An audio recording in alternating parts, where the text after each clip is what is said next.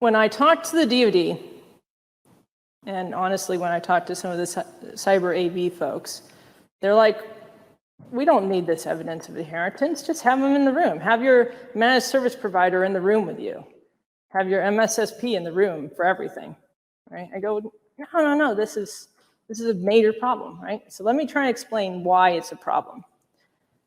If you were a managed services provider with 10 defense contractors, right, and you're doing the same services for all 10, you're going to get assessed, right? So maybe you are handling CUI on behalf of them. So that means that you're probably going to get assessed against lots of practices, right? You're going to get assessed on average 3 or 4 times a year.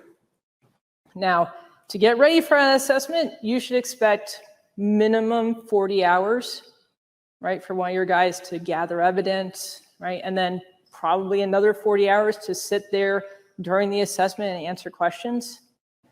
And that's not good for you, because that person that's sitting there during the assessment and preparing and, you know, making sure that you can answer questions each time repeatedly, they're not doing their regular job, right? So you're not really having a great time during that.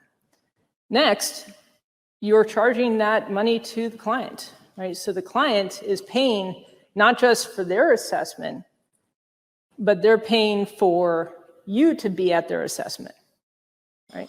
And this is real costs. Like 1 day of assessment time or prep time, what is that for an MSP? Minimum $1,000, right? Probably, you know, closer to $1,500 to $2,000 a day for one person from an MSP to be there all day. If we're talking about getting fully assessed, you know, that MSP is helping you handle CUI, we're talking $20,000 of extra cost potentially, right? For them to be in the room and get fully assessed with the client. Assessor risk. So I'm part of the C3PAO Stakeholder Forum, and my big focus is on consistency of assessment, right? And it's a focus because it's a problem.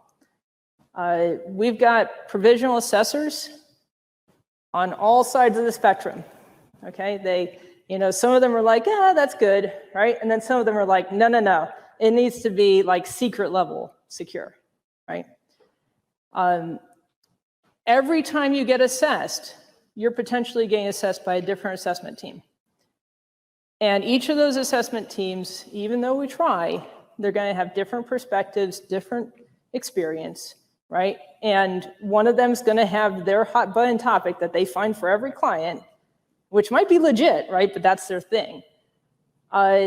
So when you are that MSP, you're getting assessed, the first assessment is going to say, we don't like how you do change management, configuration management. You got to change it, right? So you change all your processes, and, you know, a few months later, you get reassessed and you pass. And then the next assessment, which happens about 4 months later, they say, we don't like how you're doing your firewalls. So now you got to change your environment, right? And you get reassessed and you passed. And then the third assessment, which happens about 3 months after that, they say, we don't like how you're doing change management. That doesn't make sense. Why aren't you doing it the other way that you used to be doing it?